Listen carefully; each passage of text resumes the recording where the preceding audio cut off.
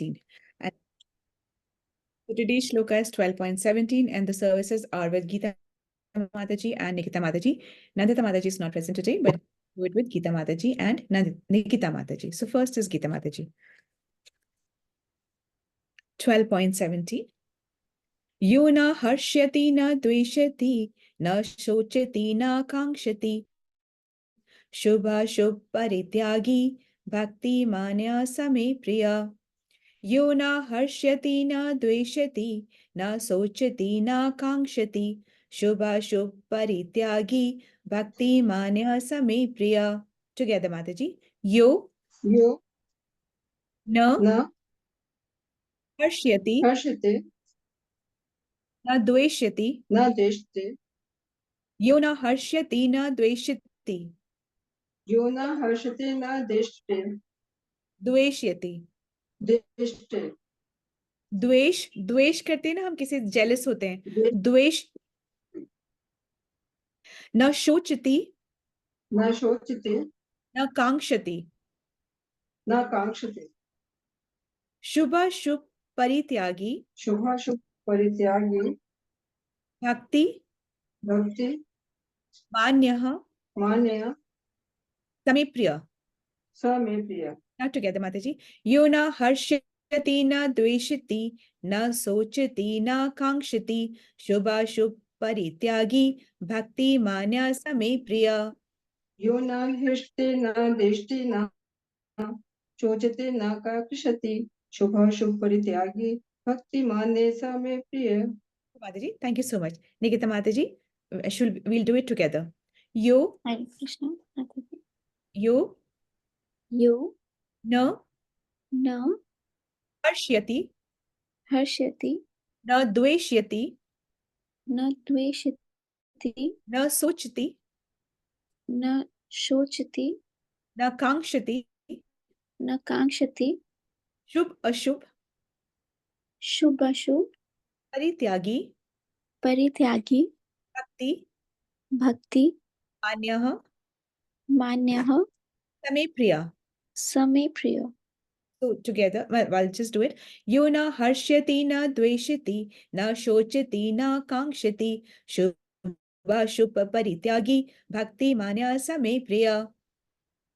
यो न हर्ष्यति न द्वेषति न शोचति न कांक्षति शुभाशुभ परित्यागी भक्ति मान्य समे प्रिय. Mataji, now we'll go to the explanation. So shloka explanation first. यो न हर्ष्यति, जो न हर्षित होता है, न द्वेषति, न द्वेष करता है, न शोचति, न शोक करता है. शोक मतलब सोचना नहीं, शोक करता है. न कांक्षति, न इच्छा करता है. शुभ अशुभ परित्यागी, सभी शुभ अशुभ वस्तुओं का त्याग करने वाला. भक्ति मान्य समे प्रिय, भक्त जो ऐसा करता है वह मुझे बहुत प्रिय है. तो कृष्ण कह रहे हैं कि जो ना कभी हर्षित होता है, न द्वेष करता है, न शोक करता है, न इच्छा करता है, और जो शुभ और अशुभ दोनों प्रकार की वस्तुओं का परित्याग करता है, ऐसा भक्त मुझे अत्यंत प्रिय है. क्यों, कैसे हो जाता है कि कोई हर्षित भी ना हो, द्वेष भी ना करे, शोक भी ना करे, इच्छा भी ना करे, शुभ अशुभ दोनों का त्याग कर दे? क्यों ऐसा कोई कैसे कर पाता है, कैसे करता है? क्योंकि जो भक्त होता है वो अपनी भक्ति से संतुष्ट है, वो भगवान को पा करके संतुष्ट है, वो उससे संबंध बनाकर वो उससे प्रेम करके संतुष्ट है. अन्यथा कोई भी ऐसी चीज नहीं, कोई भी ऐसा एलिमेंट नहीं इस पूरे संसार में, इस पूरे जगत में कि आपको इसको करने से रोक पाए. भक्त इसलिए रुक जाता है, इसलिए नहीं करता, इसलिए इसका त्याग कर देता है क्योंकि वह भक्त जो है वो भक्ति में लिप्त होता है, वो भक्ति करता है. भगवान जो है भक्त वत्सल है. भक्त वत्सल का मतलब होता है कि प्रेम, अपने भक्तों के लिए प्रेम से भरे हुए. जिस प्रकार एक माता का हृदय जो होता है अपने शिशु के लिए बहुत प्रेम से भरा हुआ होता है, ऐसे ही कोटि कोटि माताओं के हृदय में जो प्रेम होता है वो प्रेम भगवान अपने हृदय में रखते हैं, और वो प्रेम भगवान अपने भक्तों के लिए बांटते हैं, वितरण करते हैं, उनको देते हैं, भक्तों को उनको देते हैं. ठीक है. परंतु भक्त तभी इसको महसूस कर सकता है, इस प्रेम को पा सकता है, इस प्रेम को समझ सकता है, इस प्रेम की वर्षा में भीग सकता है तब जब वो भगवान के समीप होता है. परंतु यदि से वो दूर हो जाता है तो उसको इस चीज का एहसास नहीं होता। किसका? प्रेम का एहसास नहीं होता, भगवान के प्रेम का। और ये प्रेम को समझने के लिए मनुष्य को भक्त होना पड़ता है। 18.55 में भगवान बताएंगे, भक्त्या माम अभी जानती, मतलब भक्ति से ही मुझे जान पाओगे, और कोई एलिमेंट नहीं है। भक्ति योग जो है उसी एलिमेंट से आप मुझे जान सकते हो, बाकी सारे एलिमेंट से और कोई जोड़ है ही नहीं। और कैसा? प्रेम है, भक्ति द्वारा ही मुझे जाना जा सकता है।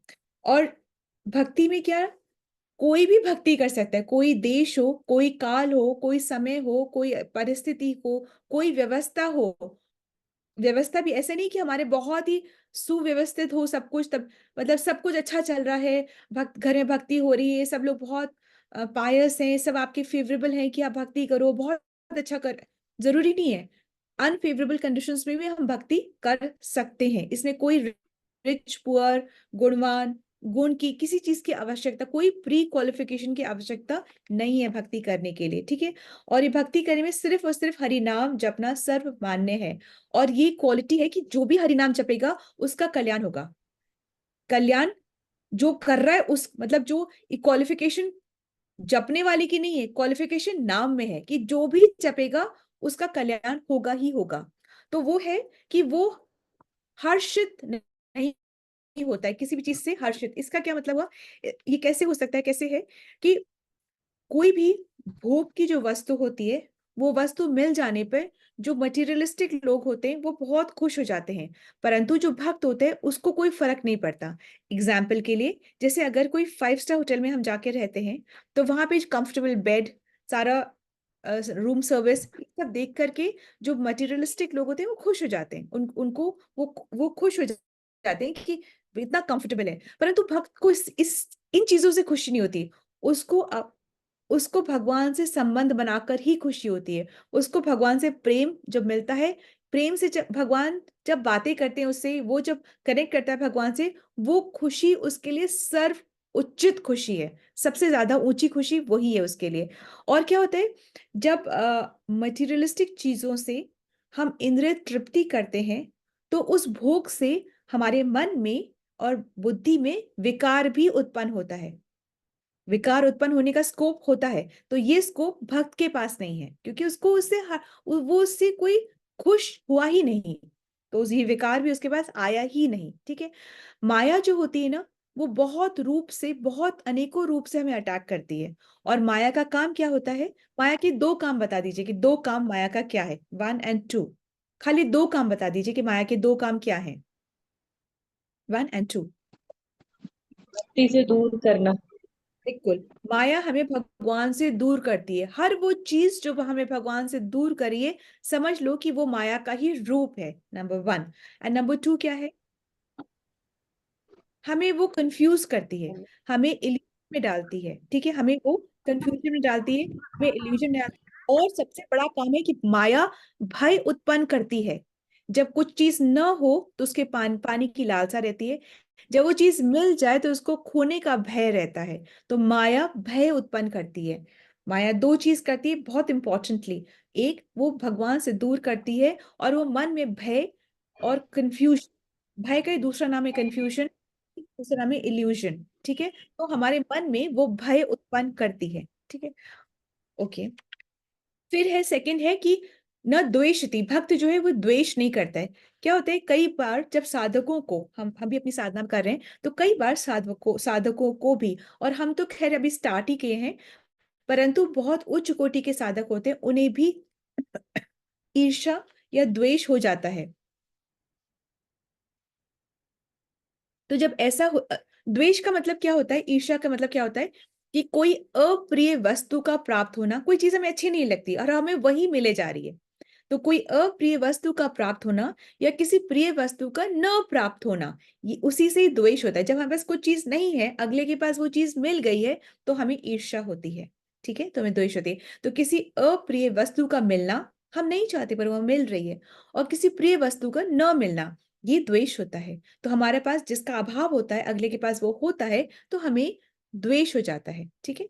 तो पर इस द्वेष को जो भक्त होता है वो ठीक करता है, करेक्ट करता है उसको। उसको पता ही, मेरे अंदर ये अनर्थ आ गया है, उसको करेक्ट करता है। कैसे करता है? तत्व ज्ञान से और एसोसिएशन से, भक्तों के संग से वो ठीक करता है। भक्तों से वो बात करेगा। कोई अपना मेंटर हो बनाओ, उसको उससे बात करो कि क्या करूं, मुझे ऐसा द्वेष हो रहा है, मुझे ऐसी जेलसी हो रही है। हम इंसान हैं, इमोशंस हैं, ये होता ही है, परंतु करेक्ट भी करना चाहिए। तो किसी, अगर आप मटेरियलिस्टिक से बात करोगे तो वो बोलेगा, वो आपको बिल्कुल गुमराह करेगा। परंतु अगर आप भक्त से बात करोगे तो सुनेगा, समझेगा, और फिर हो सकता है आपको वो सलाह भी दे, और वो जो कि सही सलाह हो। आगे है थर्ड थर्ड क्वालिटी की, न वो शोक नहीं करता। इसको बोला है न शोचती, न वो शोक नहीं करता। मतलब वो हाय हाय नहीं करता, हाय मुझे वो मिल गया होता तो आज जीवन कितना सुंदर होता, कितना अच्छा होता। वो ऐसे हाय हाय वो सब ऐसे नहीं करता। शोक, किस चीज का शोक? कि वस्तु की कामना, कि वो हमें मिली नहीं, ये शोक करना। ठीक है, दुख दुख करना, दुख मनाना कि वो हमें मिली नहीं, मिल जाती तो अच्छा रहता।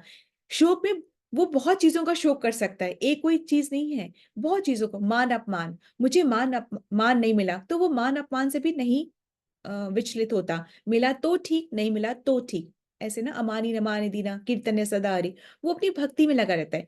जिस तरीके से प्रहलाद महाराज को उन्हीं के खुद ही के फादर ने कितना अपमानित किया, कितना प्रताड़ित करा, परंतु फिर भी वो क्या करते रहे? वो अपनी भक्ति करते रहे, वो भक्ति करते रहे। इसी प्रकार श्रीवास ठाकुर, उनके पुत्र की मृत्यु हो गई, और वो जो वहां की जो लेडीज थी, माताएं थी, सब थी, वो बहुत जोर जोर से रो रही थी। तो श्रीवास ठाकुर ने क्या कहा? उस टाइम उनके घर में चैतन्य महाप्रभु कीर्तन कर रहे थे, कि उनके घर में कीर्तन क्या करते थे, रोज करते थे 1 घंटा कीर्तन रात में। तो उस वक्त कीर्तन चल रहा था, तो श्रीवास ठाकुर ने कहा कि चुप हो जाओ, इस तरीके से रोगी तो कीर्तन में डिस्टरबेंस आ जाएगा। अब ये हुआ है तो हुआ है, पर कंट्रोल करो, चुप हो जाओ।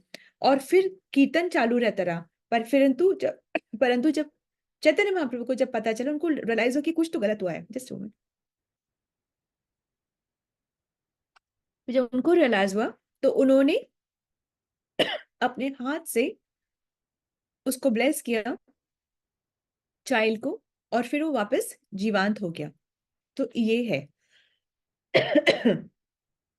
उसके बाद में अर्जुन ने, कोई बहुत कंफर्टेबल लाइफ नहीं थी उसकी भी, परंतु अर्जुन ने भी कभी भी ब्लेम नहीं करा, कृष्ण को कभी ब्लेम नहीं करा कि आपकी वजह से भाई मैं ही मिला था, कभी भी नहीं किया। ठीक है। आगे है आकांक्षा, कि वो कोई आकांक्षा नहीं करता है, इच्छा नहीं करता, कोई भी इच्छा नहीं करता। वो इच्छा ही नहीं करता कि कोई टेम्पररी चीज उसको मिले। उसको पता है ये सब टेम्पररी है, ये इच्छाएं यहीं की यहीं रह जानी है। इच्छा हुई हमारी कि हमें कोई भौतिक जगत की कोई चीज मिले, हमने इच्छा करी, हमने देवी देवताओं से प्रार्थना करी, गुहार करी, बहुत मिन्नतें करी। देवी देवताओं को ये अथॉरिटी मिलती है भगवान से, कृष्ण से अथॉरिटी मिलती है कि जो तुमसे जो मांगे तुम उसको दे दो। तो इच्छा इस जगत की, आपने इस जगत के जो देवी देवता है उनसे मांगी, आपको मिल गई, और फिर इस जगत में आप भोग करके और आप चले गए। तो आपके साथ तो नहीं गया ना वो, आपके साथ तो नहीं किया। हम सोच सकते हैं कि अब जब इस जीवन में है तो इस जीवन को तो कंफर्टेबली जी लेना, बात की बात से देखी जाएगी, परंतु भक्त ऐसा नहीं करते। भक्त बाद के जीवन की तैयारी करते हैं। ये जीवन जो हमें मिला है, ये तो हमें अपने प्रारब्ध से मिलेगा ही मिलेगा, इसमें एक्स्ट्रा एफर्ट्स करने की बहुत जरूरत नहीं है।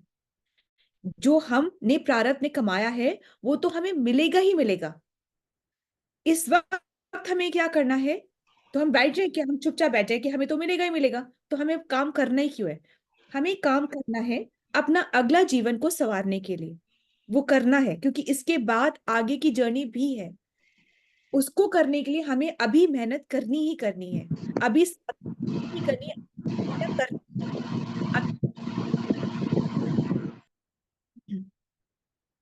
Please be mindful.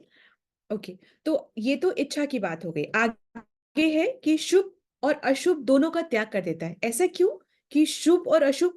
भाई, अशुभ का त्याग करना भक्त के लिए समान समझ में आता है कि वो पाप से दूर रहता है, पाप नहीं करना चाहता। शुभ का क्यों त्याग करता है वो? शुभ का क्यों त्याग करता है? Any idea? क्योंकि दोनों ही बंधन का कारण है। इस जीवन में दोनों ही बंधन, शुभ या पुण्य हम क्यों करते हैं? जिससे कि हमें कंफर्टेबल जीवन मिल सके। ठीक है, इसलिए हम पुण्य करते हैं। पाप से दूर रहते हैं और पुण्य करते हैं, परंतु दोनों ही बंधन का कारण है। एक लोहे की बेड़ी है तो एक सोने की बेड़ी है, पर बेड़ी दोनों ही है। दोनों को भोगने के लिए हमें वापस से जीवन जन्म लेकर के आना पड़ता है। ठीक है। सो तो भक्त जो होता है वो पाप से और पुण्य से दोनों को त्याग देता है। ना वो पाप करता है, पाप से दूर रहता है, और ना ही पुण्य करने में अपने एफर्ट्स लगाता है। वो क्या करे, भगवान क्या कहते हैं, धर्म ना मति में लगाओ न अधर्म में लगाओ। मतलब मति ना धर्म में लगाओ न अधर्म में लगाओ, सिर्फ और सिर्फ नाम जपने में, सेवा करने में, इसमें तुम अपनी मति लगाओ कि सेवा कैसे कर सकता हूँ। वैष्णव की सेवा, हायर डिवोटीज की सेवा, भक्तों की सेवा, गुरु की सेवा, और फिर उसके बाद हमें अपने आप वो भगवान उससे अपने आप खुश हो जाते हैं, उससे वो अपने आप से खुश हो जाते हैं। सो यदि, और उसके बाद में ये भी नहीं सोचता भक्त कि ओहो मैं तो बहुत पुण्य का काम कर रहा हूँ, या मैं तो बहुत, उससे भी वो आसक्त नहीं होता, पुण्य का काम करके भी वो आसक्त नहीं होता। कैसे, मतलब इसका क्या मतलब हुआ कि मतलब अर्जुन को जब भगवान ने कहा, कृष्ण ने कहा कि तुम लड़ो, और ये मत देखो कि तुम्हारे सामने गुरु खड़े हैं, तुमको अपने कर्तव्य का पालन करना है। तो अर्जुन ने क्या करा, जब भगवान ने कहा तो उसने अपने कर्तव्य का पालन कर, ये नहीं कहा कि मैं, पहले कहा उसने, पर वो समझ गया कि उसको कर्तव्य का पालन करना है, और ये नहीं, उसने अपने फिर गुरु पे भी को भी वॉर में तीर चलाया। ठीक है। सो कहने का तात्पर्य ये है कि जब गुरु कह रहे हैं तो अपनी मति नहीं लगानी कि मैं तो पाप नहीं कर सकता, मैं तो ये नहीं कर सकता, ये तो मेरे उसके खिलाफ है, ये तो उसके विरुद्ध है। गुरु को ठीक पता है कि हमारी शुद्धि के लिए क्या कर्म हमें करने हैं। वंस अगेन, जो स्पिरिचुअल गुरु होते हैं, हर एक कोई गुरु नहीं होता, जिसने सिर्फ चोला पहना है वो गुरु नहीं है, और हमें भी सिर्फ फैशन के लिए गुरु बनाने नहीं है। गुरु बनाने का जो रिश्ता हम कायम करते हैं वो बहुत बड़ा है, क्योंकि हम गुरु हमारे कर्म ले लेते हैं। ठीक है। सो एनीवे, तो जब गुरु जब कह रहे हैं बात, तो फिर उसको बिना अपना तर्क वितर्क करे उसको करना है। हमें अपने ये पाप से या पुण्य से आसक्ति नहीं करनी, ये तो मेरे पाप हो जाएगा, ये मेरे पुण्य हो जाएगा, वो हमें नहीं करना है। जो गुरु कहता है फिर हमको स्ट्रीट अभी उसी को ही फॉलो करना है। और हमें सेकेंडली क्या है कि भगवान को ये बहुत पसंद है कि उनकी कीर्ति के लिए, उनके प्रचार प्रसार के लिए हम रिस्क भी लें। हम रिस्क लेंगे। हम अपने जीवन में कितने रिस्क लेते हैं, अपने बेनिफिट्स के लिए, अपनी फैमिली के लिए हम कितने रिस्क लेते हैं। कि एक थोड़ी ना कि हम एक जो हमने प्रोजेक्ट कर लिया हम उसी में लेके बैठे हुए, नहीं, हम दूसरे प्रोजेक्ट्स करते हैं, हम रिस्क लेते हैं। चाहे हम उस प्रोजेक्ट में बहुत कंफर्टेबल है फिर भी हम आगे बढ़ते हैं, अपनी पर्सनल ग्रोथ के लिए रिस्क लेते हैं। भगवान के लिए हम क्यों नहीं रिस्क लेते। तो भगवान को ये बहुत पसंद है, कृष्ण को ये बहुत पसंद है कि मेरे प्रचार के लिए, प्रसार के लिए हम उनके लिए भी रिस्क लें। ठीक है। और रिस्क किस किसने लिया था, सभी, अगर हम देखेंगे ना कि सभी जगहों पे रिस्क लिया गया है। जीसस क्राइस्ट ने क्या रिस्क नहीं लिया था, लिया था। प्रहलाद ने क्या रिस्क नहीं लिया, लिया था। और भी अगर आप जहां भी देखोगे ना, सब जगह सबने रिस्क लिया है, और फिर भगवान के नाम का प्रचार प्रसार किया है, सब जगह में रिस्क लिया है। ठीक है।